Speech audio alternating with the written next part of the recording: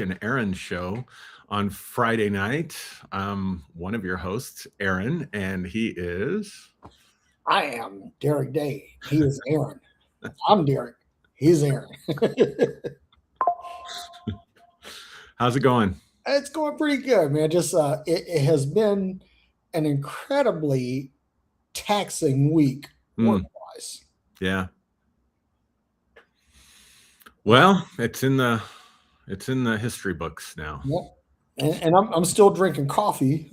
Oh gosh, that's that's how bad it is, man. I've been that up is since 4:30 epic. this That is morning. an epic moment on the show right there. Well, I am relaxing with a glass of Merlot. Well, guess what? All right. The Merlot is I'm coming here. try that. You gotta try the Velvet Devil just because it says devil on the label. I mean, Exactly. it just fits in my whole blasphemous theme. Exactly. So we have a topic tonight: Yeah.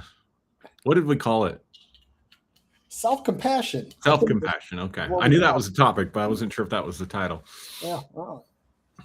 Yeah. So you want me to set it up? Yeah. Go ahead. You All you right. set it up and All right. So lots of talk, especially in spiritual circles, pop spirituality, various different religions, even Christianity, about the importance of compassion. mm, And so for people that are interested in those types of topics and consume that type of content, compassion is way up there on the value scale, vibrational scale. Who was that guy that did the muscle testing? Um, shoot, maybe one of the viewers will remember it. Anyway, he scaled states and which ones are low vibrational, which ones are high vibrational by yeah. doing muscle testing. And I think compassion is pretty much near the top. The heart math method, if you're going to increase your heart rate variability and coherence, not increase your heart rate variability, increase the coherence of your heart Mhm. rate variability. Gratefulness and compassion are seen as the champion states, right, for doing that. So we tend to be a people that value, that understand the importance of compassion. Mm. And yet, what I find in my own personal life, and your mileage may vary, not just yours, Derek, but the listener too, um, is applying that very powerful concept, that very powerful emotion, that very high vibrational state of being back to myself. Mm. And so I thought it'd be a good idea to talk about that tonight. What is self-compassion? What does it look like? Why is it so hard? So I'm going to take the last one first. Why is it so hard? That's an assumption, right? Mhm. That's right. From my own experience and from talking to people and working with thousands of people in therapeutic settings, it's very hard for us to take compassion and apply it back to ourselves. And something I've been thinking about recently, which is just an Aaron thing, it's just what Aaron does when his mind is still, is, going back and forth, as I have for many years, with scientific materialism, physicalism, and just looking at this actually from a materialist, physicalist, scientific perspective, Uh oh. evolution, if you will. Uh oh.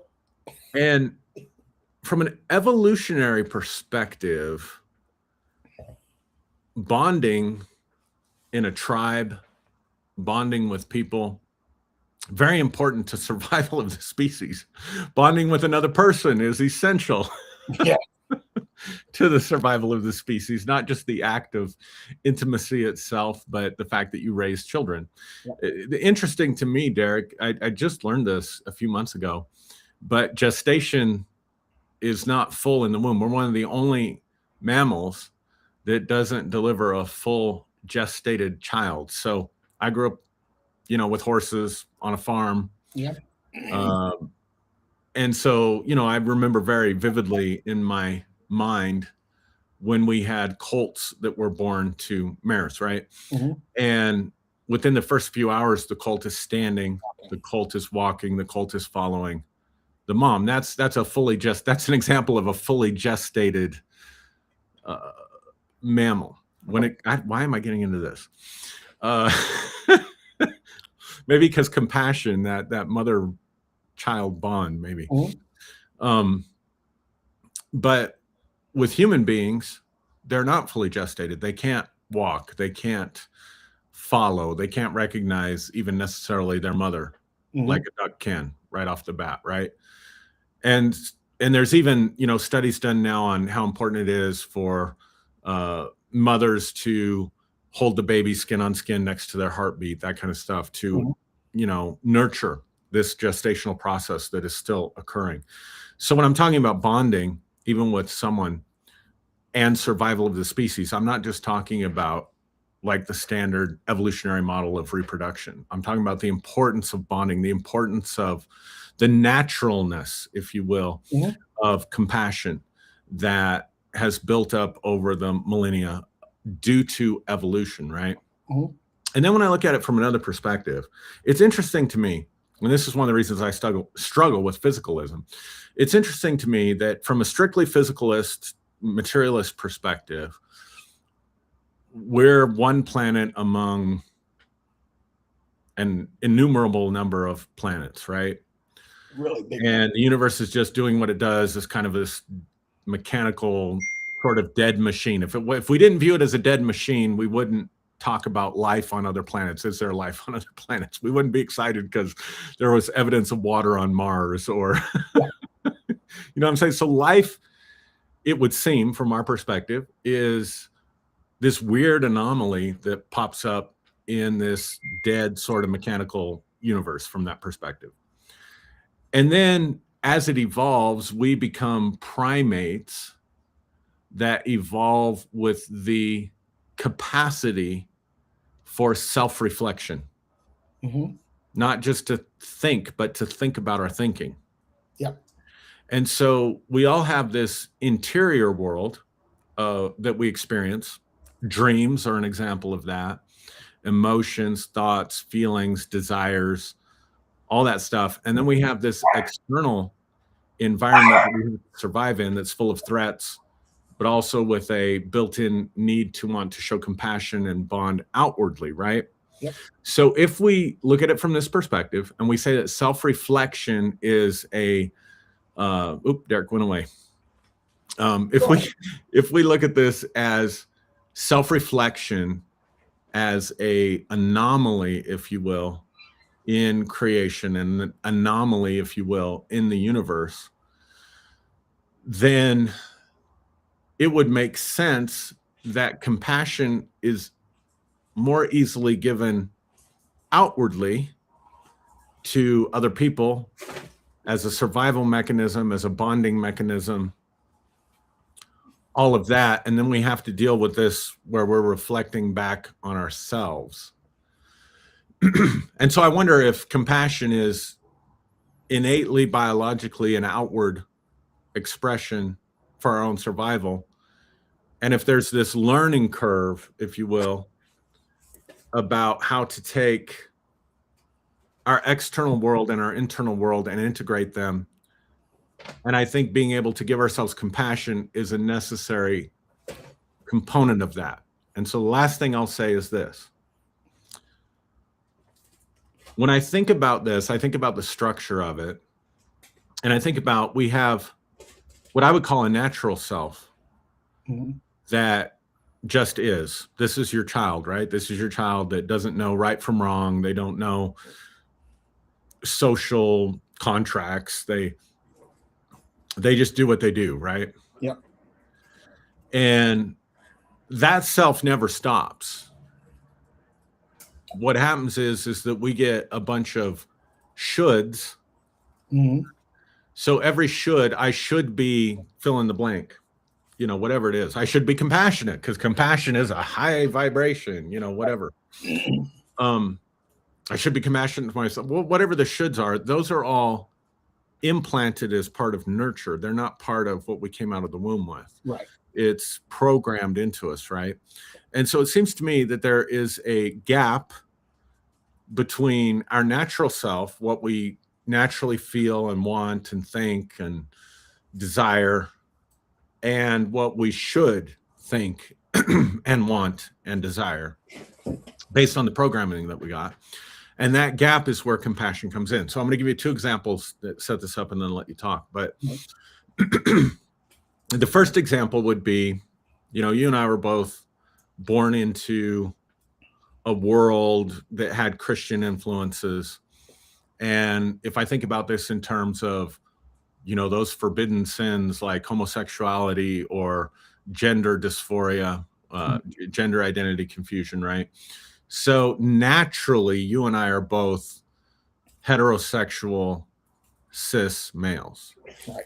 So when we get the should, to be a good Christian, to be a good human being, to not be perverted, whatever the messaging is, to be normal, whatever it is, natural, is to be a cis heterosexual person, then there's no gap. Right. The natural self rises to that immediately. I'm just naturally identified with the gender I was born, the sex I was assigned at birth, and I just naturally conform to heterosexuality, which is conducive for reproduction and survival of the species and all of that, right? Yeah. There's no gap. For someone who's born naturally questioning their gender, feeling differently than what society is saying a boy is or a girl is, they're born naturally with a sexual orientation that's outside the norm of what's presented, at least, right? Now there's a gap. There's a gap between the should and the natural self. Right. And that gap has to be closed somehow. That has to be integrated somehow. Now, on the flip side of that, I'm going to go to the most extreme. Go for it, man. Somebody could say, my natural self is a serial killer. My natural self is, think of any other societal things that I don't want to mention, but probably pops into your head, right? Maybe I should use that for a pronoun, man. Serial / killer. And now there's a gap between, you really shouldn't be like that in society, right? So that's a different gap. Yeah. And so I think compassion helps us close that gap by either bringing the should back down beneath the natural self in the case of like heterosexuality and gender identity, right? Yep. Or bringing the natural self up to somewhere near the should when it comes to something that really creates a lot of harm and a lot of societal damage. Now, most people are not born serial killers, thankfully. And we know from the psychology of a serial killer that they are psychopaths, which means they don't experience empathy. That's part of why they become serial killers. Yep. So their natural self is an aberration to biology and evolution and everything that we know, right? Yep. Most people don't fall in that category. Most people fall in the category between the should that they were taught and the natural self and the conflict that's there. And it's when they don't rise up to the shoulds that they start to feel guilt and shame and condemnation, in which case self-compassion becomes necessary. Yeah. So that's how I'd set it up. Man, that is a whole lot to chew on. And yeah, it's a lot. Yeah, but this is what I think about. You said, humans not being born fully gestated. And I think that you're really on to something. So I'm going to hang my hat there for just a minute. Okay. All right. Because, I've been studying manifestation right for the last 6 months or so. And this is like, I'm learning to actually manifest things. And what's funny about that is that I've actually manifested some things, some good and some not so good. Right. But, sure. But the thing is, I'm seeing where it works, and I'm beginning to sharpen my pencil. But in all of these manifestation treatises, it's always that gratitude is the highest level of vibration. Right. Not even love, gratitude. That your thankfulness, and that this thankfulness allows parts of your spirit and mind to open up to express some things that call forth things from the universe into your space. Mm-hmm. And so why is this important? Why am I talking about this in the context of gestation? Because I think that most of us, we man, I'm gonna go out on a limb here. I'm gonna really, really go out here for a minute, and I'm gonna say that most humans do not fully emotionally gestate. Mm. Yeah. You That's good. know, that we don't grow up. Yeah. No. And and I, when I look at it from this standpoint, I see a lot of a lot of man baby in myself. you know, and and one of the things that's rough about that for me is that I'm my own worst critic. Now, let me say that again, so people really understand. I'm my own worst critic, and I think criticism tends to be it's a difficult thing, Mm-hmm. but critique I think is almost always helpful. Mm-hmm. And I think that one of the problems with us individually and collectively is that we tend to hang our own,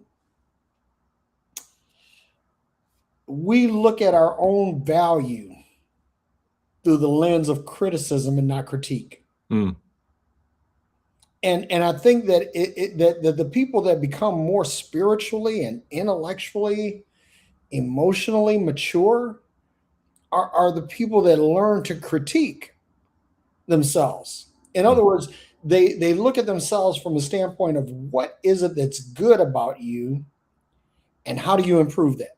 Mm-hmm. But we don't do that. We look at what's the worst thing about us and we catastrophize, right? We look at the worst and we are like, oh shit, I'm fucked up. you know and so when I look at this, I'm like, okay, I need to, I have compassion for people. It's like I'll see someone who's homeless. I want to feed them. I Mm-hmm. see someone, like, matter of fact, I was in the grocery store yesterday, and this guy kept ringing up stuff, and he was trying different cards, and eventually he just had to leave. Now, the problem the problem with that is, if he was like maybe charging like $50, Mm-hmm.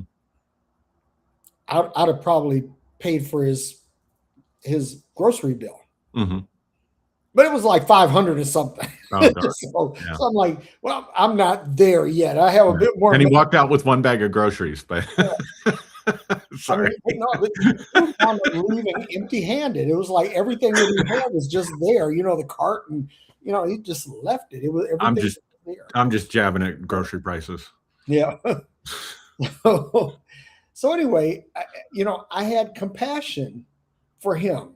But Mm-hmm. if I were at the Mm. aisle in the Kroger and I go to charge this, Yeah. and I don't have the money, I'm gonna be like, you fucking loser, Yeah. dirt bag.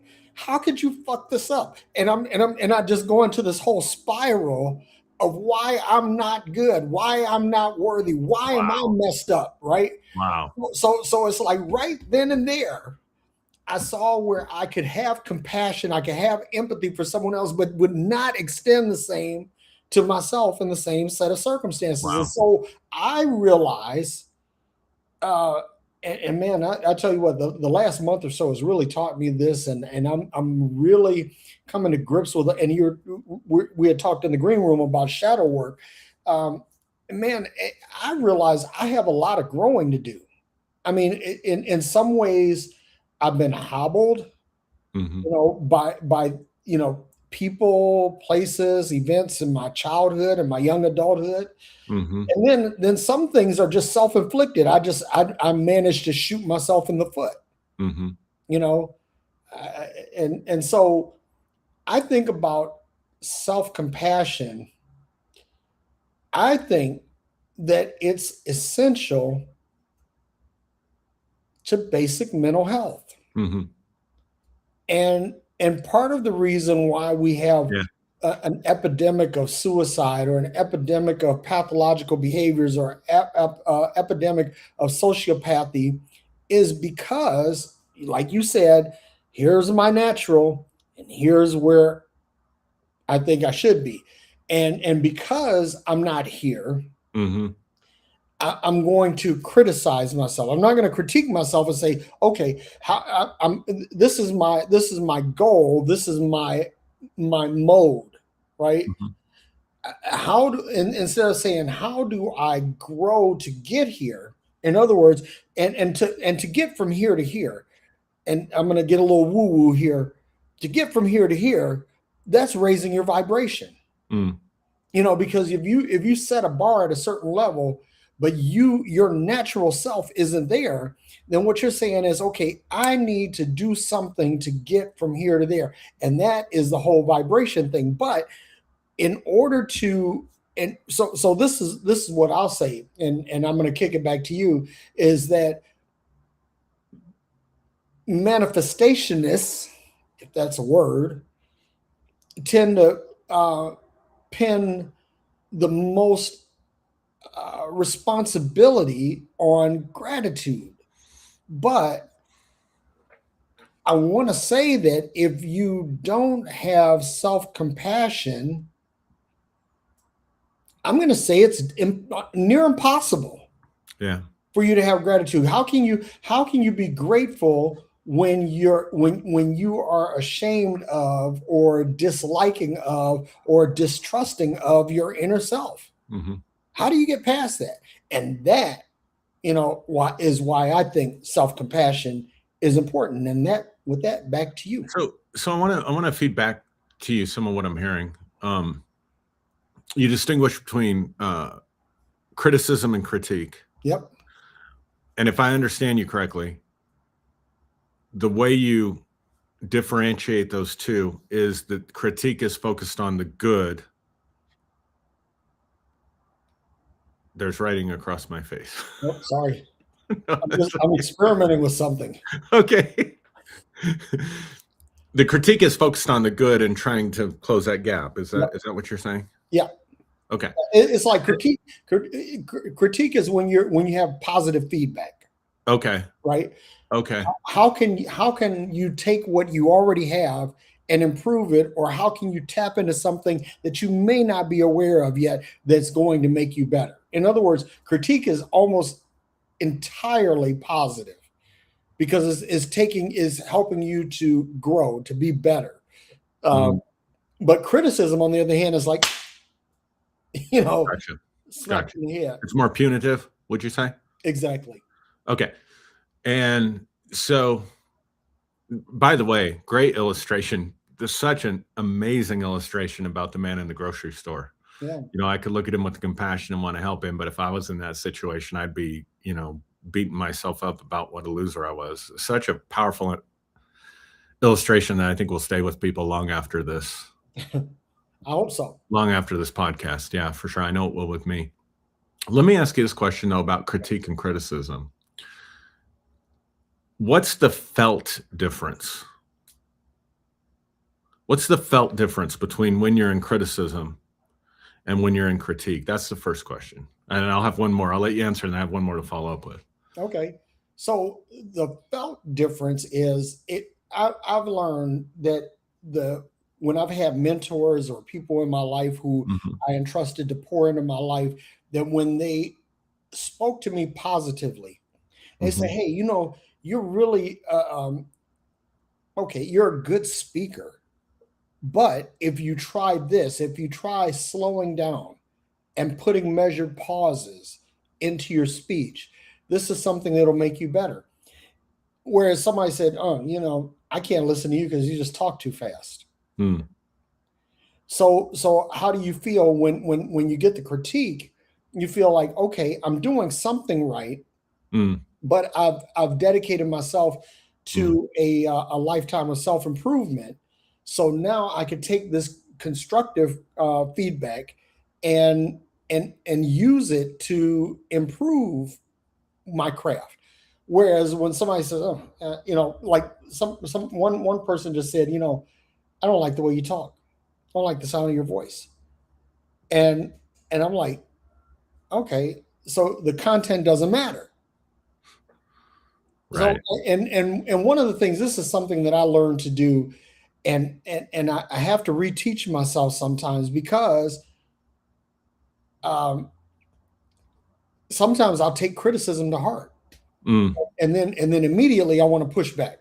Mm-hmm. Of And course. what I've learned is that I operate best when I ignore criticism, Mm. receive Yeah. critique, ignore criticism, and that teaches me how to be more empathetic and compassionate to myself. I like that. I like that distinction. I want to go back to the felt sense. So the felt sense is empowering. Is that fair to say? I feel empowered. I feel encouraged. I Okay. feel edified. Whereas with criticism, it's disempowering. No, I'm just like, what the fuck? I Yeah. Yeah. Yeah. don't want to do this anymore. Here's the second part. I've been thinking about this. I'm not just like responding to what you're saying or feeding it back, but I've been thinking about this a lot. This gap between the should and the natural self, right? Mhm. There can be an assumption that we always have to rise up to some standard, that we have to do better, Mhm. right? Yeah. And I think that can be part of the problem. And I guess I'm wondering, like, you can close that gap, and that's why I gave the two illustrations at the beginning. Yeah. Closing that gap for a homosexual transgender person does not necessarily mean trying to be heterosexual Right. and they're cisgender, right? Yeah. So there's this navigation point where it's like, this is a should that I learned. This is a goal. This is a standard that I learned that was implanted in me. And I know that my natural self falls short of that. Mhm. And so we could hear the critic frame if we don't step out from that frame and look at the structure of it. That's why I brought it up. We could hear that as, I need to achieve a standard that was never mine to achieve in the first place. Right. And so that could be like a more embedded problem. Like, so I'm thinking of like one of those Russian nested dolls, right? Yep. Yeah, we all want to improve. I think that's healthy. We all want to be coached. You're talking about a coach, really. Somebody that comes along and says, hey, you're doing pretty good, but this is areas that will help you reach your goals better. And I think if we step back from that, there has to be, before it can even happen in a healthy way, there has to be a calibration and evaluation and understanding of what are the standards that I'm holding myself to versus where I'm falling short. What is that gap? And then we have to examine, is this something that naturally comes from me, Mhm. or is this a role that I was told I had to play, and I signed the contract somewhere that I would play this role, and then I find out my own capacity to not do it? Like every aging athlete, right? Like there's all this talk about Aaron Rodgers going back to the Pittsburgh Steelers or whatever, or Russell Wilson. I'll get more close to home. Ugh, as a Bronco fan. And that reaction is not about Russell. It's about his time in Denver. Right. So, there's a point in time where the natural self, the natural athletic ability can't continue to improve. Yeah. Can't reach up to that, can't close that gap, right? And that's the time when it's time to maybe think about retirement and move on to something else. And I think that's an element of self-compassion, right? Like, what do we have the innate capabilities of reaching, and what are assigned roles that aren't congruent with us at all? And what are the areas that we're reaching towards and growing into and developing, gestating into? And I think that's an important distinction. And I think that's an important component of self-compassion, because Russell Wilson, for example, he's not the same quarterback he was in Seattle, right? Nope. So he can have compassion. He can have compassion for himself, Right. but still be driven to reach a standard that he's no longer able to reach. Yep. And so that's the whole past your prime syndrome. And I think that that's something that we have to deal with. One is that we have to look at, first of all, from the standpoint, what am I truly capable of? Because, some people say you can do anything. You can do Right. anything. No, that's not Right. true. Right. It's like if you're not 7 feet tall, you're not going to be a routine basketball dunker. That's just not going to be in your wheelhouse. But you could be close to 7 feet tall, and you might be gifted and to play basketball, but the physicality of it will not allow you to do that. So what happens is that you have to say, okay, not just what can I do or not do innately, but what can I do or not do considering the season of life that I'm in. And I'm going to give a case in point. I love analogies, as you know. So one of my favorite analogies, one of my favorite people, and I tell you, man, this is a life goal for me. I want to meet Michael Strahan. Mm. I think that Michael Strahan is absolutely amazing because on the football field, he was totally feared. He was feared. Running backs feared him. Quarterbacks feared him. Offensive linemen, they feared him because this guy was so, he wasn't the biggest guy. He wasn't the strongest guy, but he understood speed and he understood leverage. And he found a way to get to the ball. Mm-hmm. Now, at some point, Strahan woke up and said, I don't know. I know I can't do this forever. Yeah. So he goes down to ABC and auditions for a spot at Good Morning America. And not only does he get it, but he turns out to be a natural at it. Yeah. And the same guy who was feared on the gridiron is loved by middle America. They think that he's just the kindest, gentlest, most wonderful, affable guy. And everybody would like to have Michael Strahan over for dinner. This is what happens when self-compassion kicks in. Mm. When you say, okay, I could do this before, but I can't do this now. An old TV show I used to love, Raymond Burr played this detective named Ironsides. Mm-hmm. Yeah. He was a superstar cop, and then he got shot in the line of duty and confined to a wheelchair. And what did he do? He had compassion. He didn't feel pity. He didn't beat himself up like, "Oh, you dumb shit! How'd you want it?" He became like this legendary private detective. Mm. So he had this self-compassion allows you to transition. Yeah. Allows you to pivot. Yeah. And so I'm going to say this last thing because this is something you and I we've talked about this publicly, privately, many times. What does your best authentic self look like? Now, let me say this because some people hinge on their authentic self. Mm-hmm. In other words, this is how I am, and fuck you if you don't like it, right? Mm-hmm. So to speak in football terms, I'm going to use Michael Irvin for that. Michael Irvin really doesn't care what people think about him. Right. He is the way he was when he was playing in terms of his emotional or right. outward state. But is that his best state? I don't know. If you listen to Michael Irvin is a very articulate guy. He's able to code switch very well. In other words, for those of y'all who don't know code switching, it's like when you're black and you're able to go from black to not black, and back, really quick. And he's able to do that. But is he? He's certainly his authentic self. Mm-hmm. But is he his best authentic self? And so when I think about best authentic self, okay, I'm going to use this example while I'm using NFL players. Shannon Sharp was another guy that I would love to just kick it with. Mm-hmm.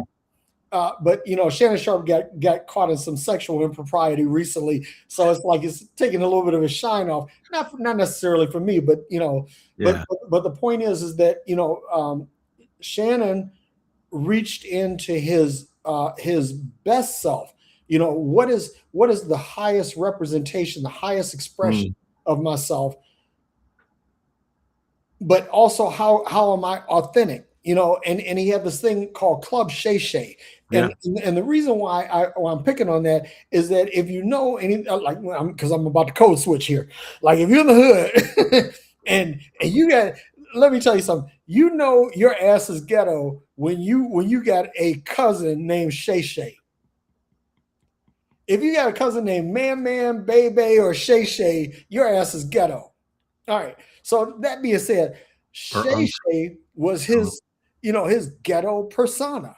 Okay. But he took the articulate, you know, his articulateness. Is that a word? Yeah.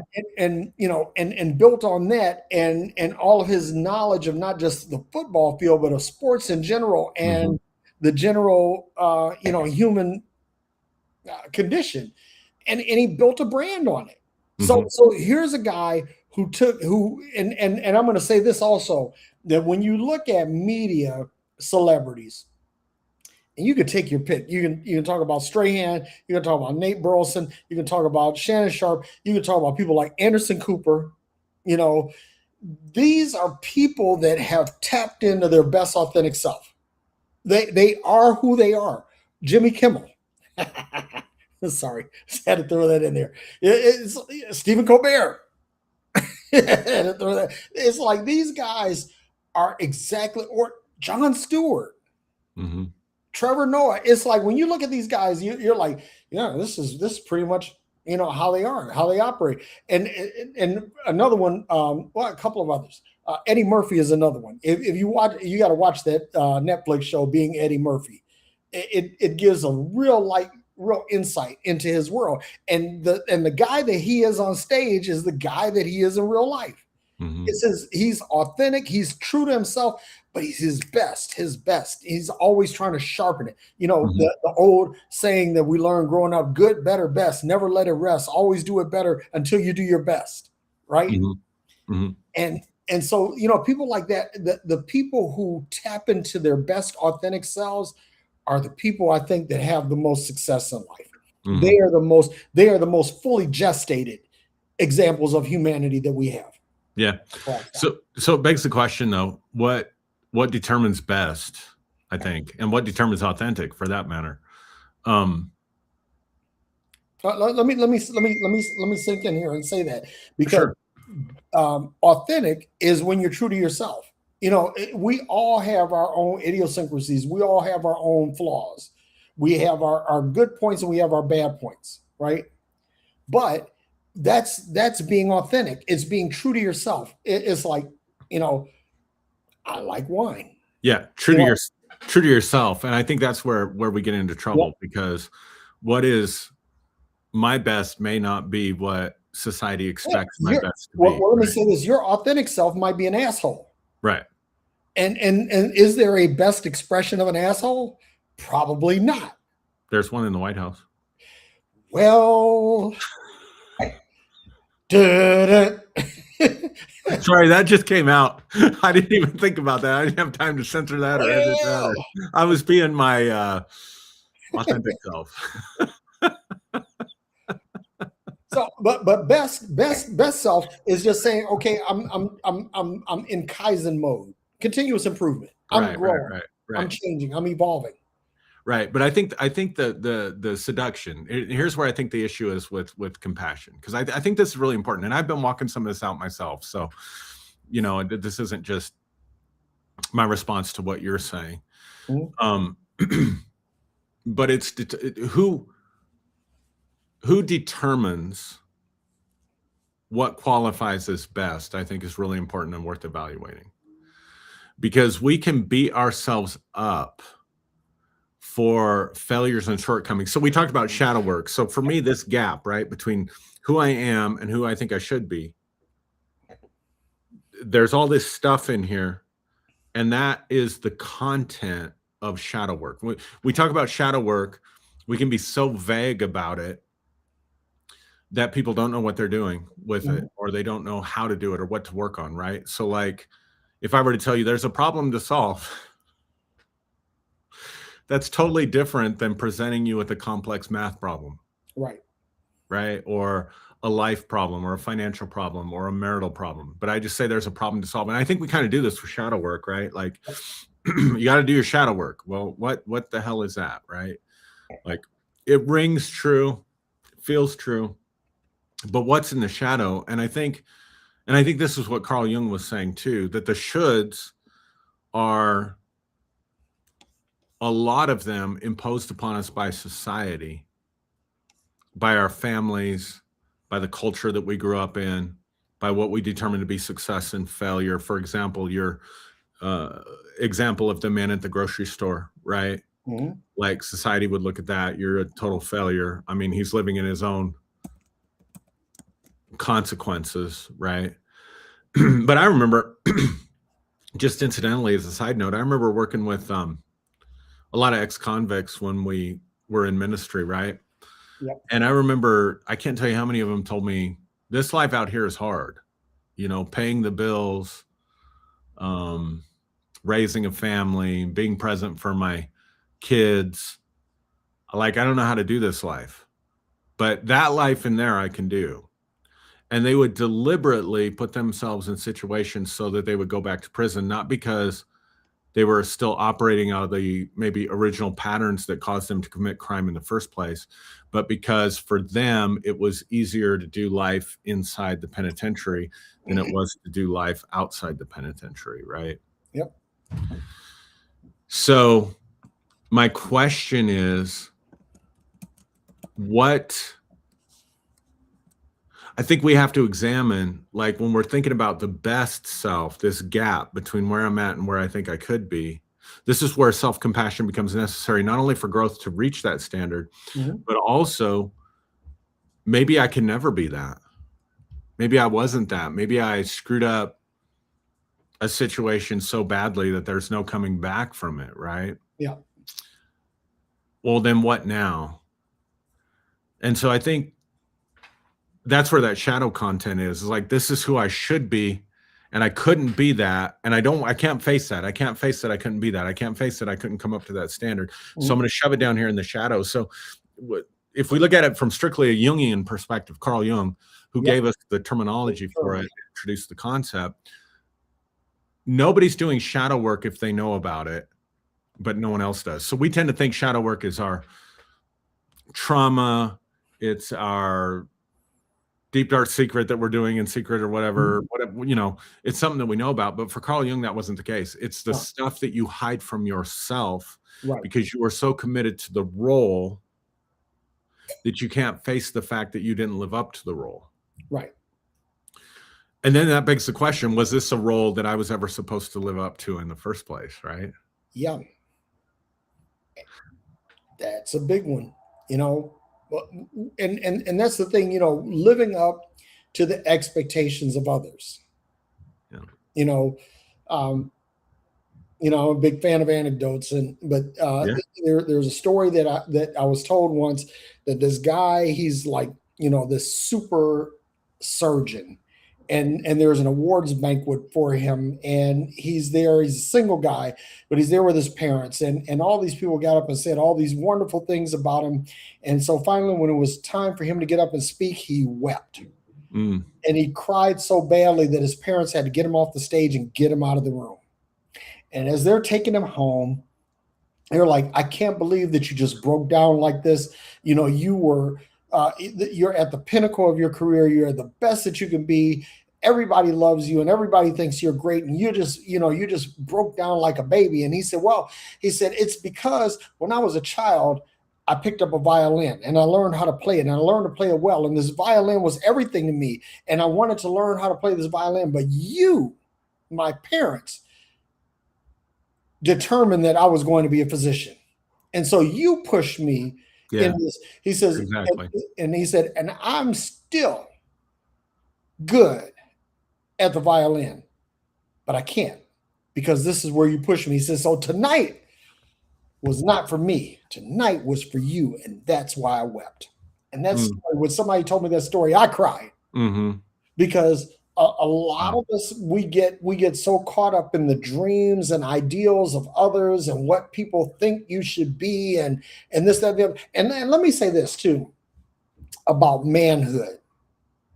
While I'm here, I'm just going to, tip into here for just a second, and it's that we're told as men that we have to be strong, that we have to be brave, that we have to Yep. be providers, that we have to be the glue that holds everything together, that we have to protect our family, and we have to be, hunter gatherers and all this other stuff. And so you have this whole monolithic model of manhood. Yep. And what happens is that people, guys were growing up, young boys, and I never forget this. I never forget this.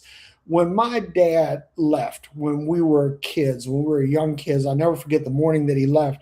And I think I was like maybe 7 years old, and he got up and he left. And he said goodbye to us, and there's more to the story. So I'm not saying this to beat up on my dad, Sure. but my grandmother pulled me off to the side. She said, "Well, I guess you're the man of the house now." Ooh. How old were you? Like 7. Oh, dear Lord. And I spent my entire childhood trying to live up to that. Trying to be the man of the house, trying to be the example, trying to be, and Aaron, I'm gonna tell you something that internally ground me to dust. Yeah. So Yeah. so you have like expectations, and this is the other thing too. So like when you are working toward being your best authentic self, it's when you can be yourself and you can rise to the level that you think you Right. should be. That Right. that you're not trying to rise to the level of others' Right. expectations. And the other thing too is like May always tells me this. She said, you have a problem with expecting you from others.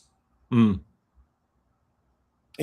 Because I Well, have some standards. I have some, I have a moral compass and all this. And so when people don't rise to my standard, I tend to, my empathy and compassion tends to kind of check out. And I realize that's a shortcoming of myself.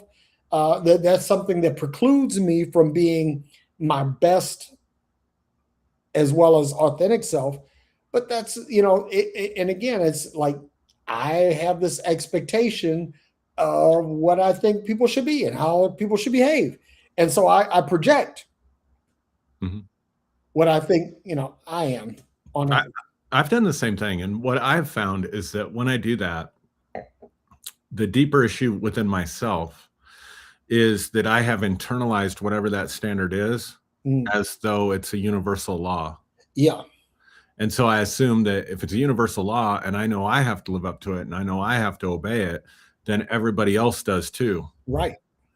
And it's kind of can be healthy information, and I mean healthy in the best way, like it can promote my own health when I realize, oh wow, this thing I've been trying to live up to is not some universal standard like God gave the 10 commandments Mhm. that everybody knows and everybody should live up to, right?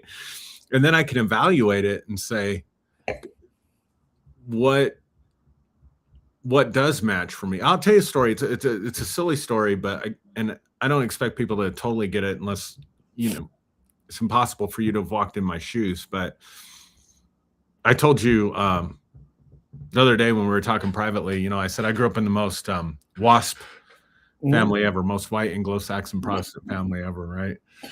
And there was a certain standard that my family had about mealtime, about manners, table manners, and how you present yourself to the family at mealtime, and especially special meals. So Sundays after church, when mom put a Mhm. roast in the oven and we're having people over, but also family holidays. So Thanksgiving, Christmas Eve, Christmas. And my mom was a phenomenal hostess. Mhm. And she could really set the table. And by that, I mean china, gold-plated silverware. I Yeah. mean, high living here, right? And I remember on many occasions wearing a suit to the family Thanksgiving dinner, Mhm. or wearing a suit to um, the extended family's Christmas Yep. celebration, Mhm. Christmas Eve or whatever. Yep. Definitely dressing nice. You don't ever come to the table. I don't care if you're just eating Cheerios. You don't ever come to the table without a shirt, Yeah. right? Yeah. Like those were the standards that I grew up with. And in 2020, Thanksgiving, my mother-in-law passed away from COVID on the Monday before Thanksgiving. Well, it was Sunday night. My wife got the news on Monday and she went over to the house. Well, nobody knew that it was COVID, although anyway, I'm just going to leave that alone. Nobody knew it was COVID. And so my wife is around all these people that have COVID, Mm. right? Yeah. And just so people understand, like, our cautions during COVID were because one of my children has a respiratory condition that if they just get a common cold, it can land them in the hospital. Mm. So we were extra cautious because it was a respiratory virus, not because it, whatever people think about COVID, Right. And so we still wanted to do Thanksgiving. So we tried to do this like COVID safe Thanksgiving in 2020, if you can imagine this, right? So we're up there chopping onions with face masks on each other. And we decided to do this socially distanced Thanksgiving. So we prepare this Thanksgiving meal and we're eating on TV trays 6 feet apart. I mean, it's Oh kind my of funny to think about now, but that's what we did. And here's my children that lost their grandmother. They can't be around their families for Thanksgiving because we had been exposed and we didn't want to expose any of the rest of the family, especially because they were very COVID cautious, Mhm. so we didn't want to disrespect them in any way. Yep. So every Thanksgiving they'd ever known had a bunch of extended family around them. So now it's just the 4 of us, and we're doing this really weird thing on TV trays, right? And one of my children shows up for dinner in his boxer shorts. And I'm like, dude, the spiral of the waves of shame that came over me in that moment. I am not teaching my children right. I'm not raising them to be sophisticated. I'm not teaching them how to conduct themselves in high society, like all that stuff, right? Yep.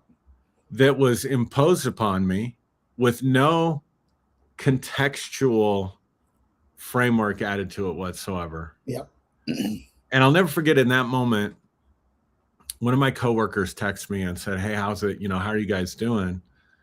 And because it was in that moment, I don't usually do this, but because it was in that moment and she's a close colleague and a counselor, I was just like, man, I'm feeling so ashamed. My son's sitting here, blah, blah, blah. And all she did was text back to me. She said, "You're not in your mom's house anymore." Touche. You're not in your mom's house anymore. Nothing else had to be said. Nothing else had to be said. Yep. Instead of being able to see the situation as this is totally effed up, the world's totally effed up, they just lost their grandma. What am I going to do? Yell at him because he doesn't have a shirt on? Yeah. You know what I mean? And I mean, it might sound like kind of a silly example, but No, not at all. extrapolate that out to how many times are we doing things because we're still living in our mom's house? I'm thinking about you, 7 years old. You signed a contract that says I'm the man of the house now. Yeah. And you haven't even hit puberty. Right. And that imposed a standard upon you that you had to try to live up to. And if you didn't, then there's those opportunities, right, for the criticism, for the self-condemnation, for the self-hatred, self-rejection, whatever form it takes. Mm-hmm. And those are the places, as we grow, where we have to apply the compassionate side and say, like if I'd have said to my kid, I can't believe you came, you know better than to come to a meal without a shirt on. You know, what are you doing coming to Thanksgiving? Go get dressed right now. I mean, Yeah. there's no compassion in that, right? Right. So self-compassion would look like understanding the context, understanding the human condition, understanding what's really important. Is what's really important in that moment that he's wearing a suit? Nope. It's that he's there. Exactly. And I think that's how we can kind of close the gap and look back and say, so much of what I did in my worst moments of my life were impacted by circumstances beyond my control and messaging that I did not give to myself. Yep. And I did the best I could in those moments, given all the information that I have.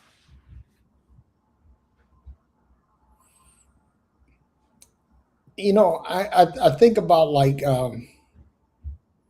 I had an episode of this this week, kind of a spiral that I caught into, and when it comes to like family success, that aside from my older brother, who is legit famous, Yeah.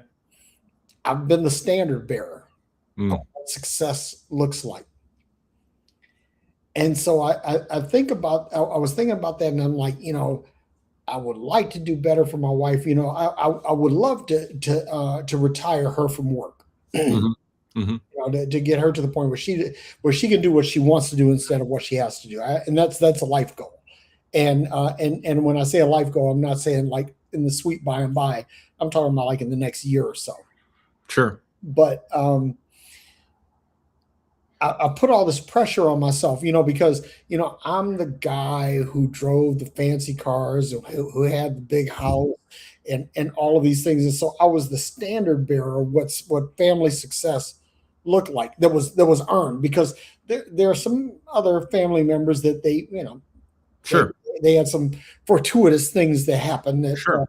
you know, but when it comes to, you know, the level of attained success, I was that standard bearer. And so I was going through this. I was like, you know, man, I always had the big house. I always had the nice cars. I always had the nice watch. I always had the nice clothes, and you know, took the trips and all of this other stuff. And I'm not doing these things.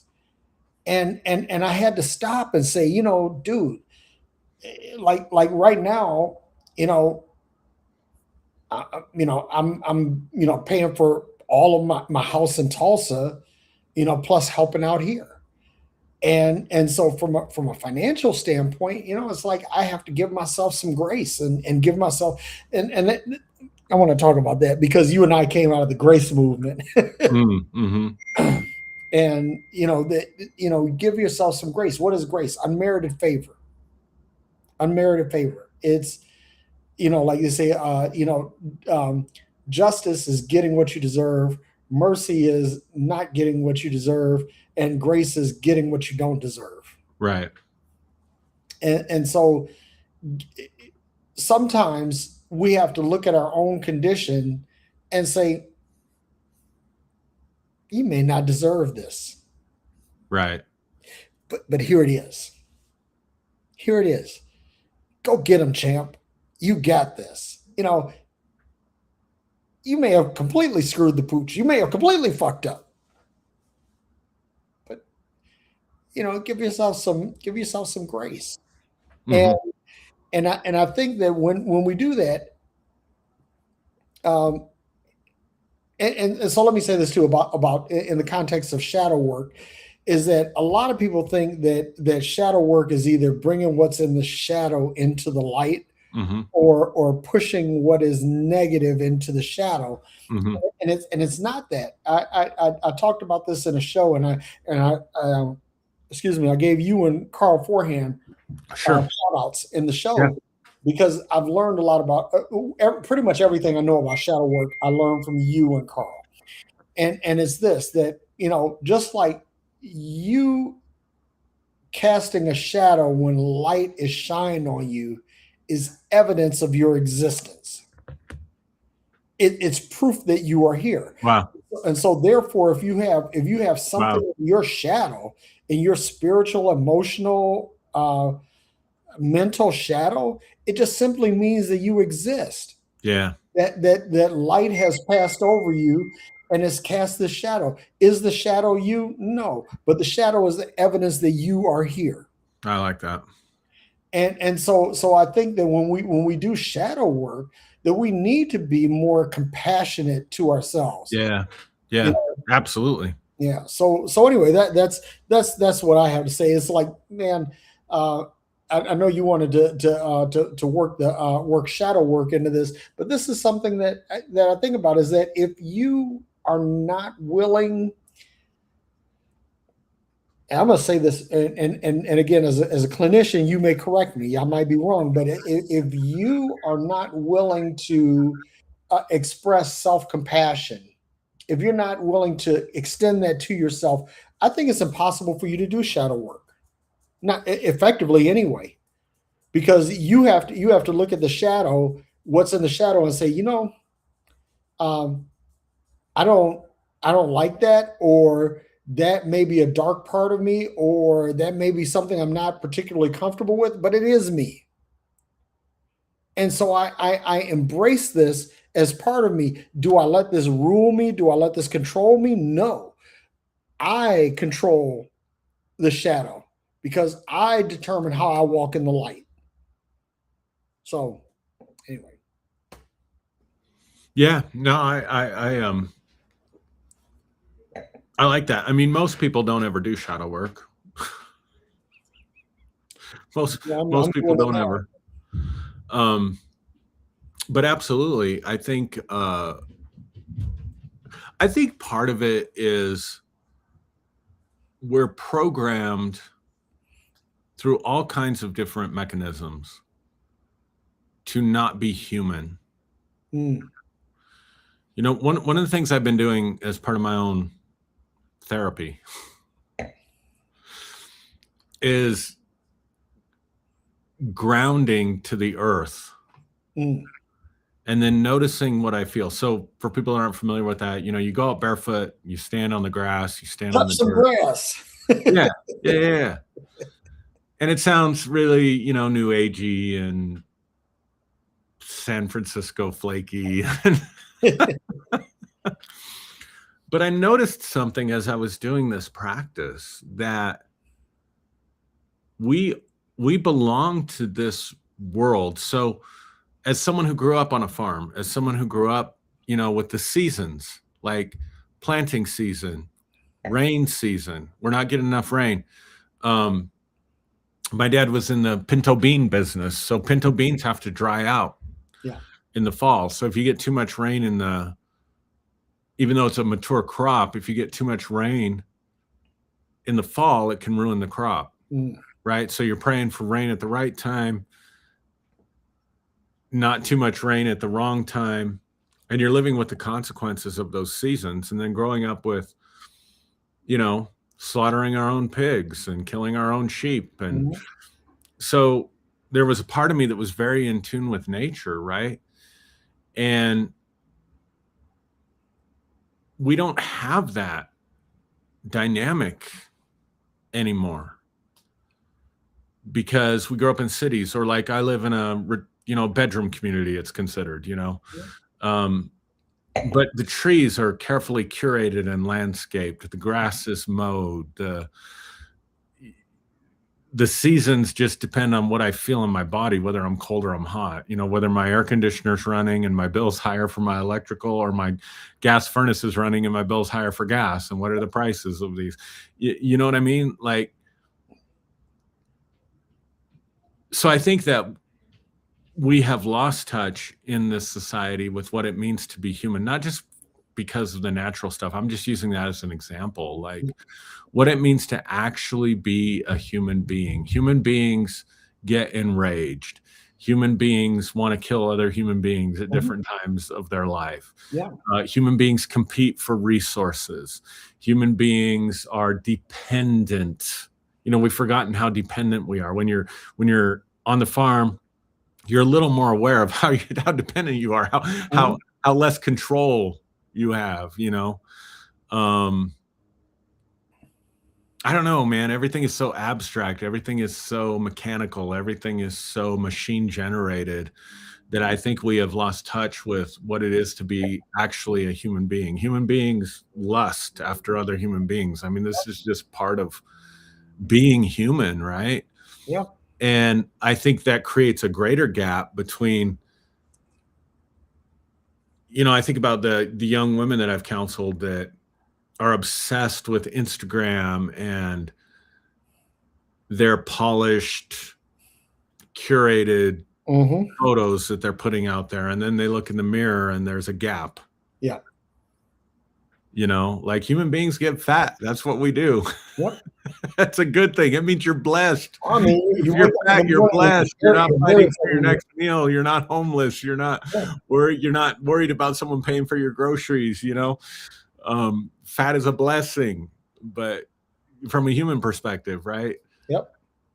I don't know. I just think that at some point we have to realize, yeah, I've got all these standards, all these things I want to do, all these frames of success that have been given to me about what it means to be successful, how much money I make, the kind of car that I drive, how I look on Instagram, how many follows I have, how many likes I have, how many shares I have, what kind of, you know, all that stuff. And it's all manufactured in this abstract environment. But when we're with ourselves, and that's why I said our natural self at the beginning. Yeah. Like, I'm a human being. I'm going to get offended. I'm going to get my feelings hurt. I'm going to get defensive. I'm going to misunderstand things. I'm going to lust for things that maybe I shouldn't want. Yeah. That's the norm. That's the baseline. Yeah. And we have such a hard time giving ourselves compassion for what's just the baseline in this culture. Yeah. You know, you said something about seasons and why seasons are important, and I think that self-compassion will help you to see seasons, right? And you were talking about how, you know, we have air conditioning that keeps us cool in the summer, and forced air heat that keeps us warm in the winter, and you know, we have porn that gives us sexual gratification, and you know, we have television that gives us entertainment gratification, and we have you know, TikTok and Instagram and all these other things. It's all so what happens is you lose track of the seasons, and I think that part of being your best authentic self is being able to discern where you are relative to your season. You know, because sometimes, you know, like, and I'll say this because, you know, you and I, we talk about this. We've had talks for years about how this is going to be the year that we scale and we make a whole bunch of money, right? And yet we, you know, we kind of hold serve where we are. And it would be easy to look at this from an outside looking in perspective and say, you know something, I'm failing. I'm not, and this is my problem. I don't know about you, but this is my problem, because I'll start looking at things and I say, well, you know, I'm not doing what I should be doing. I'm not where I should be. And I had these plans and I had these goals and I had these dreams. And what I realize and what keeps me grounded, if you will, is that I'm looking at the seasons and I say, okay, this is not my season. This is not my season. I cannot ripen past where I am. I have to go through the process, and this going through the process is what helps me to be my best self. Now, when I can be myself in the midst of all of this, in the midst of the growing season, in the midst of the abundant season, in the midst of the rainy season, that is my authentic self. So when we talk about being your best authentic self, or when we talk about having self-compassion, self-compassion simply realizes that, okay, this may not be the season for the manifestation that I'm expecting. So let me settle down. Let me get my thoughts in order. Let me calm the fuck down and just understand how to ride this out. Because one last thing I'll say this is that Maya and I we were down in Galveston, Texas, and we were down on the pier, one of the fishing piers, and there were these guys. It was like maybe about 50 of them, and they're out there surfing, and the waves were not particularly great that day, but it was like these guys that they just had this patience, and you would see them. It's the same three guys that they're nailing the waves every time. These are guys that understand the season. They're not trying to force it. They're not trying to be something that they're not. They're being authentic, and they're growing in the process. Okay, so what do I have to do to catch the next wave? And I think that if we can get to that point, and I really believe that self-compassion, in other words, and so I always say empathy is seeing things through the lens of others, or walking a mile in the other's footsteps. But compassion is just simply saying, I give a fuck. I care. And gee whiz, I've said fuck a lot tonight. I just realized that. But anyway, when you say, okay, I care. I care. So not only am I saying I care about what you, Aaron, think, or what my wife thinks, or what my kids think, but what do I think? And give myself some grace for that. And when I do that, I think that I'm practicing self-compassion. Now, do I get it right all the time? No, I don't. In fact, I probably fuck it up. There I go again, even more than I get it right. But I still, I listen. I want to grow. Mm-hmm. I'm committed to growing. I'm committed to continuous improvement, and so I realize that I'm probably going to make more mistakes than I get it right, but I'm moving in the direction. Yeah. And so in that, I think I offer myself compassion. Yeah, for sure. For sure.